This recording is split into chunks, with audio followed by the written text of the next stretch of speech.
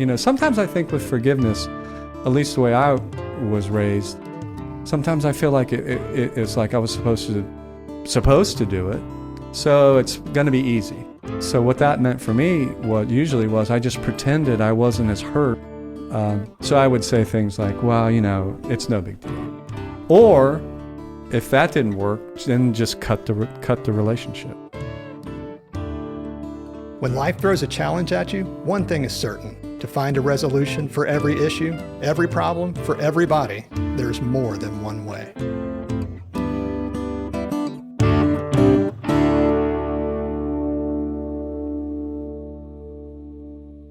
Hello and welcome to the More Than One Way podcast. We're glad you're with us again. I'm Whitney Ross, and with me as always is Thom Rasnick. Hey, Whitney and everybody. Well, today, we haven't shied away from jumping into the deep end, and we're going to do that again today with a big topic, and that topic is forgiveness. That's big. That is a big topic. It can be hard to know where to start with something that large, and so I thought I'd look up the definition. I thought that might be helpful, just to see how the dictionary defines it. Maybe that'd give us a good place to start. And the definition of forgiveness that I found was the act of forgiving. So that's perfect. Pretty much sums it up. There it is. It gives you all you need to know. Thank you. Tip your waiters. Tip your waitresses. We'll see you next time. Have a good night. So yeah, even they were kind of like, well, you know what we mean. I mean, it's forgiveness, right? It's forgiveness. They didn't really know where to begin to unpack that either. Yeah. So, but between the two of us, we can probably do that. Well, I think we can go more than that. We can take it a little further than that. But it is such a big topic, and it can cover things from small little inane disagreements to all the way to something as huge as somebody killing somebody else and having to try to come to terms with that. So and everything in between those two things. So it is huge. A big spectrum. It is a big spectrum. And like so many things, I think for me anyway, stories become the way to really get into how do we talk about something as big as forgiveness? Because if we try to stay on the kind of the rational, abstract level, then it doesn't get at the heart at what I think at least most spiritual traditions, and certainly Christianity, is trying to get at with something like forgiveness. Because forgiveness is more about living and experiencing and that side of life than it is about coming up with a rational understanding of or definition for what something is. And for me, stories are the best way to get at that so that we can try to unpack them, try to see ourselves within the context of the story. And it seems like with forgiveness that often it's a process as well. It's not just kind of a one decision or one, kind of opportunity to come to a new understanding. There's more to it than that. Yes, there is. And it is a process, and it can be a process that's relatively short or a process that takes decades, depending on how much you're hurt, depending how much the person who needs to forgive is hurt. So obviously forgiveness implies two people involved. It often implies that it's more than just yourself. Right. As far as whatever's happened or some type of disruption in a relationship of some kind. At least two people, right? Right. So at least two people. And the story, do you think this is a good time just to jump into the story? Or? Yeah, let's go for it. Okay. So the story is two 8th grade girls who are sitting in the library working on a history project together. And these two 8th grade girls are best friends. The way that only 8th grade girls can be best friends. And they just loved being together. They spent time every day together in some form. And they were doing this history project, but with really what they were doing was being together and playing around and laughing and joking. You know what I mean, right? So they're working on this and they're laughing and they're giggling and they're playing. And then all of a sudden one of them, and her name is Lisa, kind of gets real quiet for a minute and has a faraway look in her eyes. And Valerie is the other girl, is just watching her like, what the heck's going on? And then all of a sudden Lisa goes, you know, Valerie, I just can't wait until Judgment Day. What? Where'd that come from, right? Yeah. Two eighth grade girls. What eighth grade girl says something like, I can't wait for Judgment Day? Well, one of the things about Lisa is that she's very, very religious young woman. Her family's very religious. She was raised in a religious family, in a religious town. The whole town really has this kind of religious ethos about it that Lisa grew up in and is a part of. And it was a particular kind of religion which really split the world into good people and bad people, saved and unsaved. You get what I mean? Mm-hmm. And she was influenced by this, heavily influenced by this, as were many people in the town. The school was one of those schools where the kids met every morning around the flagpole to have a prayer. Oh, wow. And it was really a Christian prayer before school started. And this was a public school. So it was a big part of the life of this town. And so now it makes a little bit more sense as to why she would say something like Right. that. So she says that, but with her friend Valerie, they'd never talked about religion. So it was a shock to Valerie. And she says, well, why can't you wait until Judgment Day? And Lisa says, because then it will be just us. She says, I can't wait until it's just us. You know, people like us.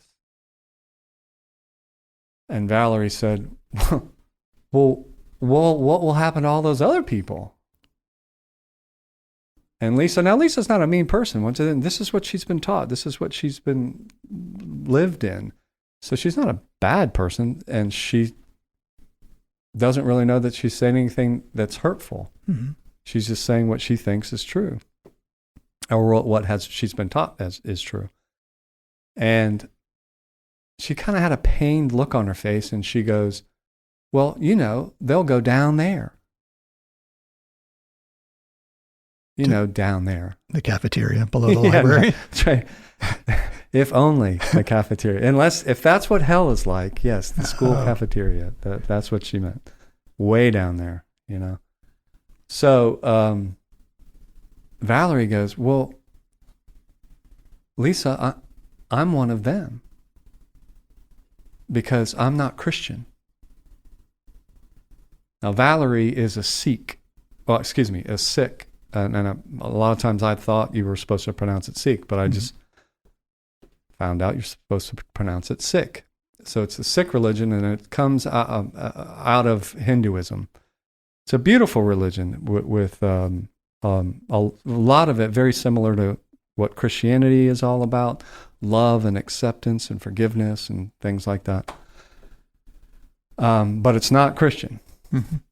And so Lisa couldn't believe it, because she said, well, I thought your religion, Sikhism, was just a branch of Christianity. I thought you were Christian. Because in her mind, how could a good person and somebody that she loved so much and somebody who was so wonderful like Valerie, how could she be anything but a Christian? So her mind was blown. She didn't know what to do with it. So for the day, they just left it at that. But for months, they wrote letters back and forth to each other. And every time in the letter, in some way, shape, or form, Lisa was trying to get Valerie just to say the words. You know the words? What are the words? I'm guessing is probably something along kind of confessing Jesus as their personal savior. That's it. That's the words. Yeah. So I accept Jesus as my Lord and Savior. And if she would just say that, that would solve all the Everything problems. would be okay. Everything would be okay. Yeah. Everything would be fine. But she couldn't say that because her religion was just important to her and her whole family, for that matter. So they stopped being friends. Oh, wow. Yeah. They stopped being friends, didn't talk to each other for the rest of middle school and on into high school until they just went their separate ways. So fast forward 20 years. 20 years later. And on Facebook, Valerie gets a notification from Lisa. And in the notification, Lisa says, I owe you a huge apology. She said, I thought I was doing right. I thought that I was doing what it was my religion taught me to do, and that is either convert you or we had to stop being friends because it was only Christians that I was supposed to be friends with because we were the ones who were going to go to heaven and everybody else isn't. But now, she said through meeting people, and in particular, she said listening to books on audio tape from a guy named Brian McLaren, who's written books like A New Kind of Christian or Should I Stay Christian, and different books that really try to explore this Christianity that thinks they're the only ones that matter in lots of ways.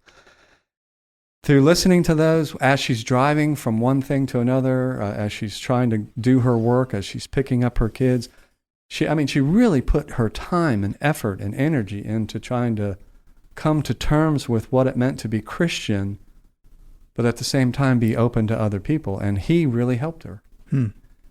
And she said, so through all that and a lot of soul searching, I've come to a place where I know that I can be Christian and true to my religion and still be open and love you, even if you're not Christian, and let you be true to your religion.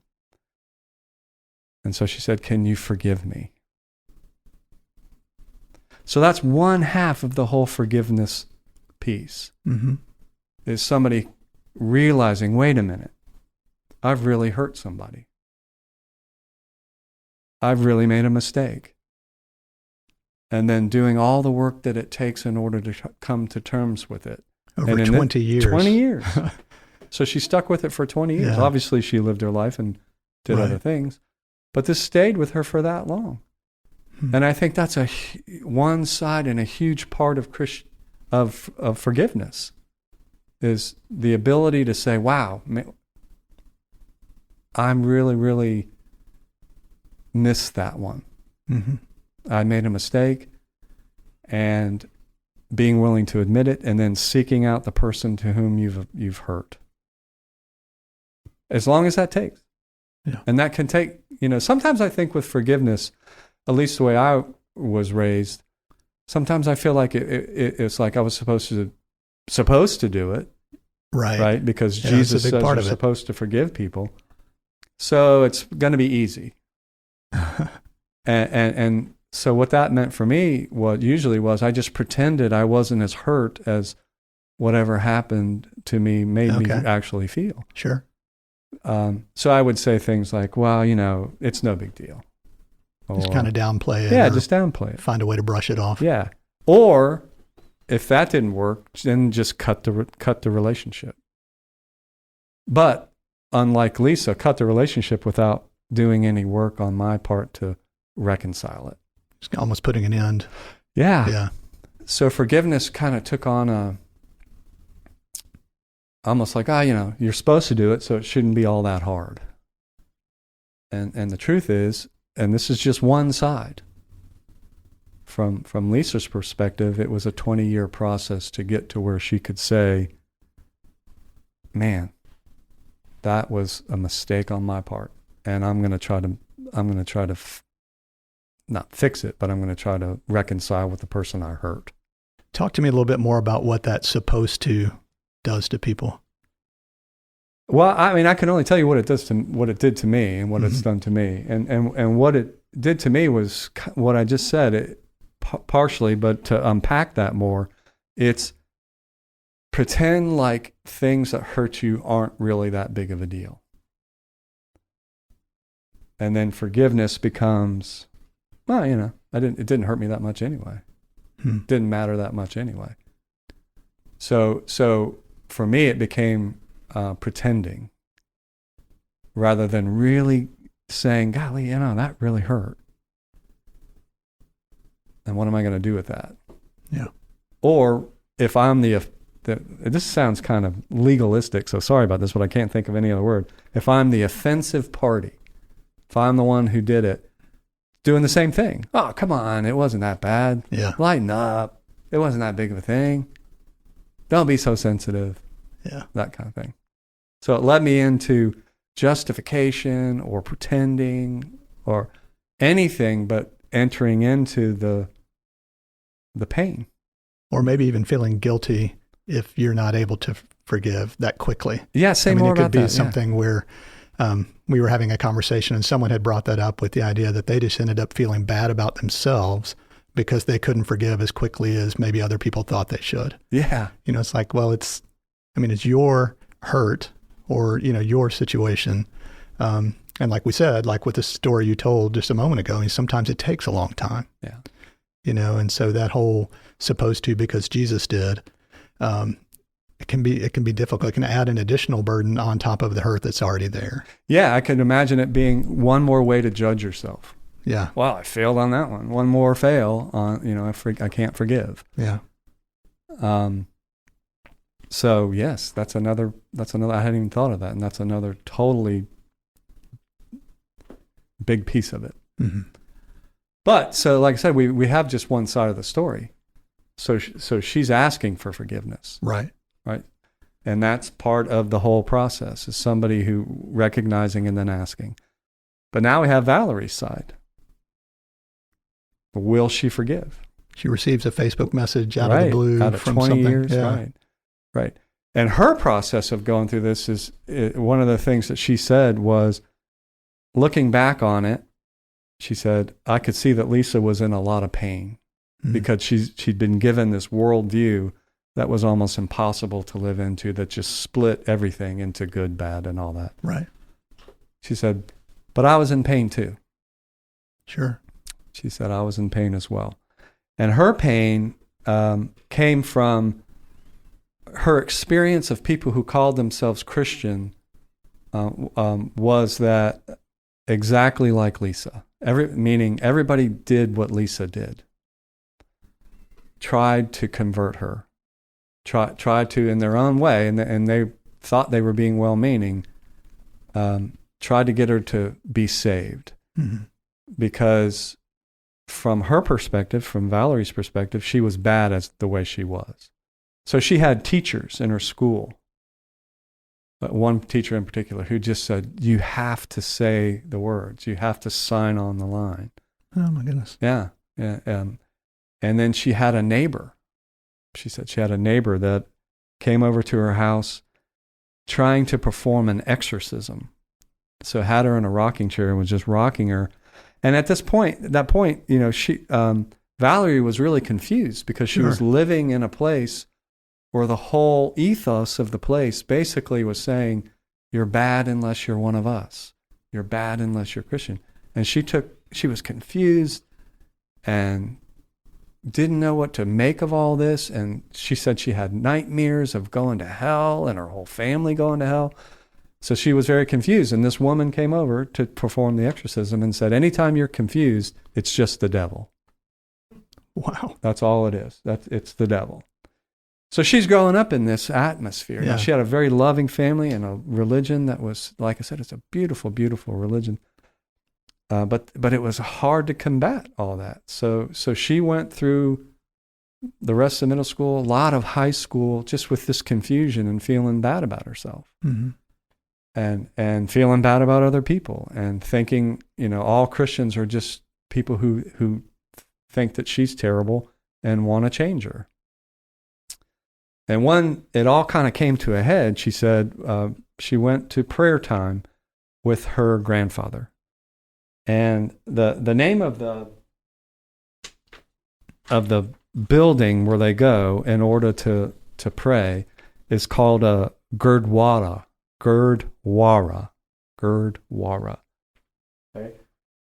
And it's got two sides. One side where you kind of sit and listen to music and chants and things and you close your eyes and you try to find that Zen place and move into the transcendent experience. Mm-hmm. That's one side. And the other side, you go over and have a meal with everybody. So it's Got those two elements to it.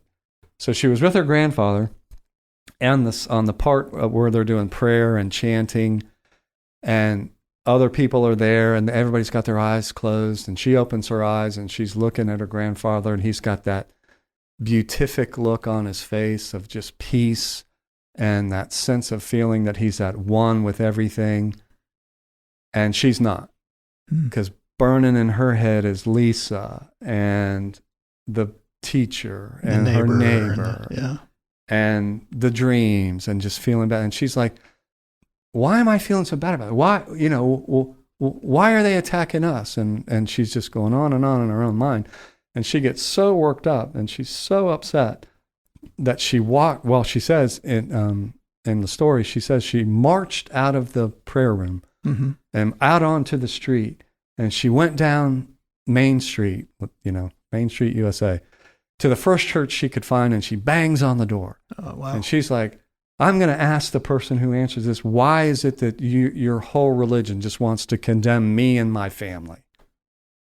Right? And she can feel the resentment, and she can feel the pain, and she can feel the anger, but nobody answers. So she goes on to the next one, and she kind of hears organ music coming from that church. So she knocks on the door, ready to fight, ready to go. And a kind of a very slight older woman answers the door in this flowery dress. And she says, "Can I help you, my dear?" And it kind of takes some of the fight out of her. And she goes, "Well, do you mind if I just come inside and listen to you practice?" And the woman says, "No, you're welcome to come. Come on in." So she comes in. She finds a place to sit down. There's no music playing yet, so she's just kind of looking around, and she's thinking to herself, what in the world am I doing here? Why am I in this place? I need to just get out of here. This isn't my place. And then all of a sudden, she said the woman put her fingers on the organ and hit the first notes. And she said as if it was if thousands of birds started singing at one time. The melody was just so beautiful. It just exploded into the room and into her heart. And she said, my heart was just burst open. And she closed her eyes, she said, and then opened them back up. And she looked around and she saw a picture of Jesus. And she said, and his smile was big and his eyes were happy and sad at the same time, like it carrying the weight of the world, and his arms were outstretched. And she said, and I felt as if he were embracing me and holding me close. And she said, it was as if the whole of the universe just spoke to me in such a way that said, you're good and you're loved just as you are. And she just starts bawling and crying and sobbing. And the music stops. And she's crying and she's sobbing, but she's having this transcendent experience of connection with everything. And she said she had been so upset and so confused and so up in her head that every time she went to her own prayer time where people were supposedly having this experience, she never did because she couldn't get out of her head and she couldn't get past her resentment. So it was amazing that this was happening in a Christian church. And the woman comes over to her, the organist, and she says, "Are you okay, my dear?" And she remembers, well, I'm here to fight. And so so through her tears, she says, I just can't believe that there's a God out there who just wants to send me to hell. And the organist goes, well, I can't believe that either. And they embraced and they cried and they cried. And that was the first time, she said, the first person who was a Christian who ever accepted me as I am and saw me as somebody who was good and beloved. And that was the impetus that then moved her through her life into a place where she could get to that place where she could receive, she could forgive. Hmm.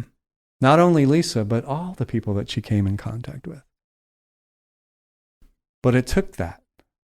And it took her living with that. And it took her living out of that experience to get to that place to say, when Lisa sends the Facebook notification, yeah, I will forgive you. We can be friends again. And the good news is, they became friends again. Oh, wow. Yeah. They became friends again. 20 years later. Each going on their own journey to get there. That's right. Each doing their own work. Yeah. Each side having a bit part to play to say, yes, this hurts. Yes, this was painful. Mm-hmm. But we can get past it. So that's obviously a very moving story. Incredibly powerful just to hear something over that span of time, two people that were really close, separated in a pretty big way, and then finding their own way to forgiveness and back together.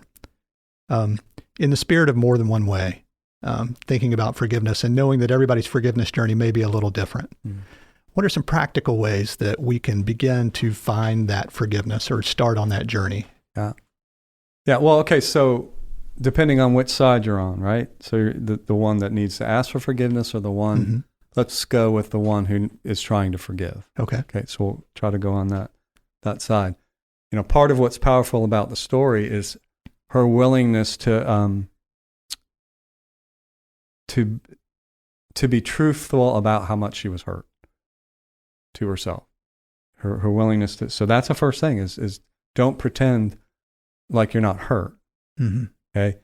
The second thing is, and probably maybe this even comes before don't pretend you're not hurt, and that is part of the forgiveness stuff is practicing it.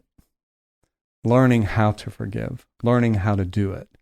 Because once again, it's not an abstract concept that I'm just supposed to believe in. It's experiential practice that I'm supposed to try to do. So how do you do that? How do you practice it? So like everything else, start with the easier things. So something like practice forgiving people who cut you off in traffic. Okay. Practice there. Every time somebody cuts you off, you could put a timer on and see how long does it take you to get over it. Yeah. Right? Are you going to carry it with you the whole day? I know there's some days, depending on the day, I could do that. Maybe not Sure. the whole day, but part of the day. So there's a place to practice. We're in our cars. Most of us are in our cars a lot. So that's a place to practice. Somebody cuts you off. What are you going to do with that? Okay. But don't go with, oh, that doesn't matter. Because your initial reaction is, it does matter. Mm-hmm. Most people's initial reaction. So it's, okay, we'll work with that. What's it like to let that go? What's it like to say, well, why am I so upset? That kind of thing. Does that make sense? Yeah. So I think that in and of itself is a perfect way to try to practice. And then you can take it further out. Somebody who says something not nice to you at work. Mm-hmm. Something that hurts your feelings. Okay? Don't deny that it didn't hurt your feelings, but work with that and see where it takes you. And then take it further out and further out.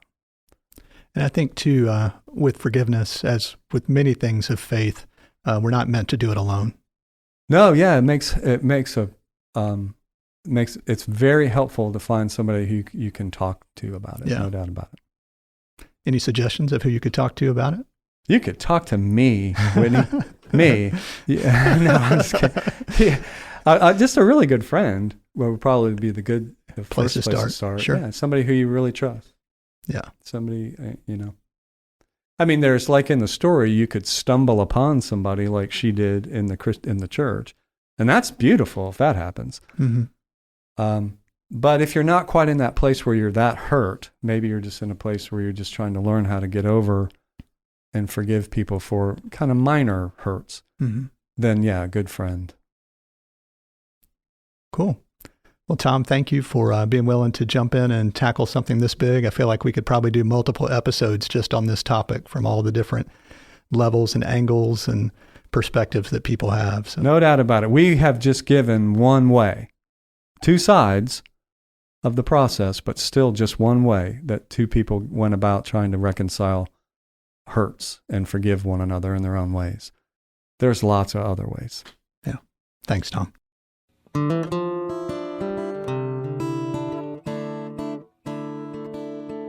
Thank you for listening to this episode of the More Than One Way podcast, brought to you by the Center for Spiritual Practice in Knoxville, Tennessee. We really appreciate your time and would love to hear your feedback. You can reach us by emailing hello@morethanonewaypod.com, or you can connect with us on social media using the handle @morethanonewaypod. If you found this episode helpful, we hope that you'll share it with your friends, with your family, with people you work with all the people who you know. Thank you and take care.